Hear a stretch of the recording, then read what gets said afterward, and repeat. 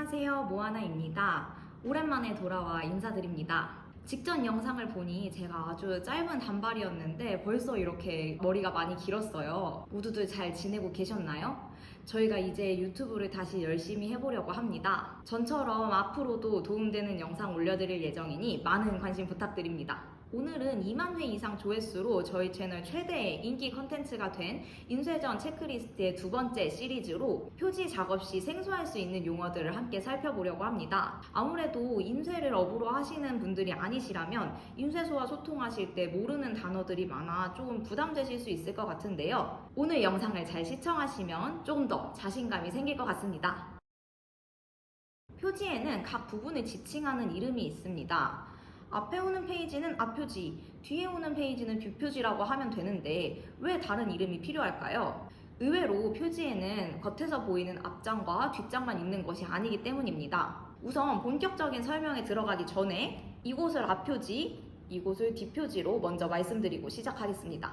우리는 보통 앞표지와 뒷표지를 따로 생각하지만 책을 만들 때 앞표지와 뒷표지를 한 면에 인쇄합니다. 실제로는 이렇게 인쇄가 되는 거죠. 앞표지, 세네카, 뒷표지가 이렇게 한 면에 인쇄됩니다.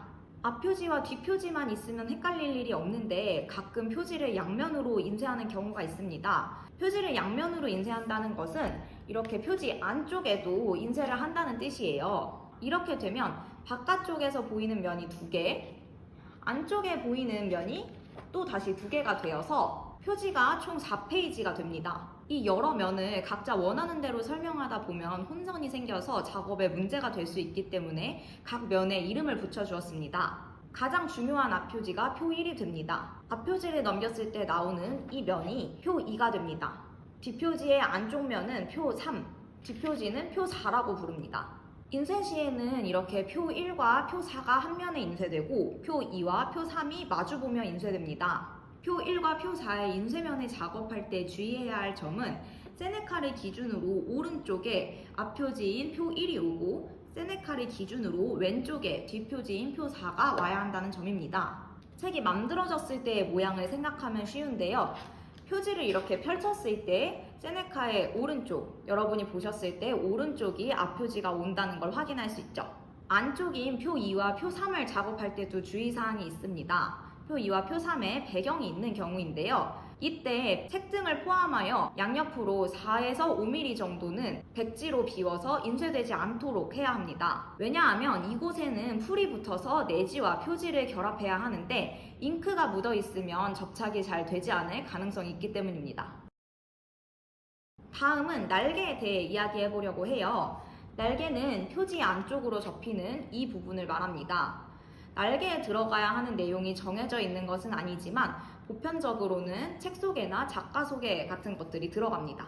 이 날개의 사이즈는 원하시는 대로 정하시면 되는데 업체마다 최소 사이즈나 최대 사이즈가 다를 수 있습니다. 앞서 말씀드린 것처럼 날개도 마찬가지로 날개를 포함하여 한 면에 인쇄를 하는데요. 업체마다 가지고 있는 기계의 사양이 다르기 때문에 최대 길이가 달라집니다. 북모아에서는 가로 최대 사이즈를 600mm 이상까지 설정을 할 수 있기 때문에 A4 사이즈의 책도 날개를 넣을 수 있습니다. 그렇다면 최소 길이는 왜 필요할까요? 날개가 너무 짧으면 표지가 뜰 수 있기 때문입니다. 날개가 짧아 문제가 될 것으로 예상되는 책들은 저희가 작업 전에 파일을 확인해서 고객님들께 조언을 드리고 또 그에 맞춰서 수정을 거의 해주시기 때문에 아쉽게도 만들어져 있는 샘플을 보여드리기는 어려운데요. 극단적이지만 어떤 모양으로 되는지 보여드리기 위해서 제가 접은 걸 보여드릴게요. 이렇게 짧게 날개를 만드는 경우에는 날개를 잘 접어서 눌러두더라도 나중에 이렇게 날개 부분이 서서 최종적으로 예쁜 책을 만들기가 어렵습니다. 날개의 최소 길이도 업체마다 다르게 설정하겠지만 북모아에서는 최소 70에서 90mm 정도를 설정하시는 것을 추천드리고 있습니다. 날개가 있는 책들은 주로 이렇게 면지까지 추가해서 제작하는 경우가 보편적이기 때문에 이 부분도 참고하시면 좋겠습니다. 다음으로 살펴볼 것은 세네카입니다.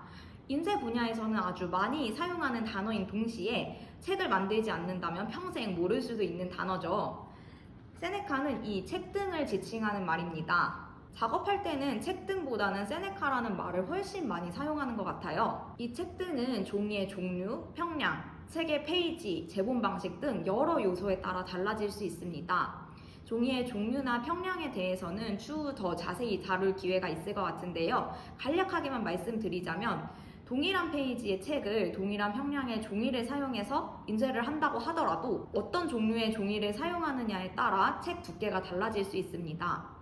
예를 들어 100g 모조지와 100g 아르떼를 사용하여 똑같이 200페이지의 책을 무선 제본으로 만든다고 했을 때 아르떼 100g으로 제작한 책이 더 두껍습니다. 동일한 종이와 동일한 평량을 기준으로 했을 때는 당연히 페이지가 많은 책이 더 두껍겠죠. 마지막으로 제본 방식에 따라서도 책등이 달라질 수 있습니다. 무선 제본이나 반영장은 이렇게 소프트 커버를 씌우는 방식이기 때문에 일반적인 책등 계산 방식을 따르면 되는데요. 양장의 경우에는 표지 합지 두께도 있고 안쪽에 공간이 더 생기기 때문에 일반적인 무선 제본 세네카를 구해서 거기에 플러스 몇 미리 정도 해서 작업을 하게 됩니다. 세네카, 즉 책등 너비는 어떻게 알 수 있을까요? 물론 구하는 공식이 있기는 하지만 그 공식을 통해 직접 구하지 않으셔도 편하게 알 수 있는 방법이 있기 때문에 그 방법을 알려드리려고 합니다. 우선 가장 쉬운 방법은 제작하실 업체에 확인을 요청하는 거예요. 그런데 앞서 말씀드린 것처럼 세네카에 영향을 미치는 요소들이 많기 때문에 그런 사양들이 모두 정해져 있어야 업체에 요청해서 정확한 책등 너비를 알 수 있겠죠. 어떤 것이 정해져야 하는지 기억하시나요? 우리 복습할 겸 제가 다시 한번 말씀드릴게요. 내지 종이의 종류, 종이의 평량, 그리고 책의 페이지, 제본 방식 등 이렇게 총 4가지는 정해져 있어야 세네카를 확인할 수가 있습니다. 하지만 아직 업체 선정을 못하셨거나 다양한 종이로 먼저 책등 두께를 확인하시고 싶은 경우도 있을 것 같아요. 그럴 때는 직접 확인하시는 방법도 있습니다. 페이퍼맨 또는 페이퍼프라이스라는 어플을 추천드립니다. 우선 페이퍼맨을 사용하는 방법을 보여드릴게요. 책등 스파인을 클릭합니다. 셀렉트 페이퍼를 눌러서 종이를 선택할 수 있습니다. 저는 가장 일반적인 백상지를 선택해 보았어요. 다음으로는 책의 페이지를 입력합니다. 페이지 입력 후에는 평량을 선택할 수 있습니다. 아래에 나온 이 값이 책의 두께입니다. 액추얼 사이즈 버튼을 누르시면 실제 책의 두께를 확인할 수 있습니다. 페이퍼프라이스도 사용 방법은 비슷합니다. 어플 메인 화면 좌측 상단의 메뉴를 클릭하면 책등 두께를 계산하는 항목이 있습니다. 제조사를 먼저 선택하고 종이 종류도 선택합니다.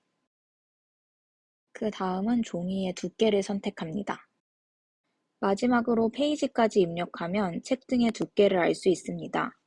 지금 보여드린 두 어플 모두 사용 방법이 어렵지 않고 보편적으로 사용되는 종이는 거의 계산할 수 있기 때문에 선호하시는 것 아무거나 사용하시면 되는데요. 특수지의 경우에는 가끔 없을 때도 있기 때문에 한쪽에서 못 찾으시면 다른 어플까지 한번 살펴보시면 좋을 것 같습니다.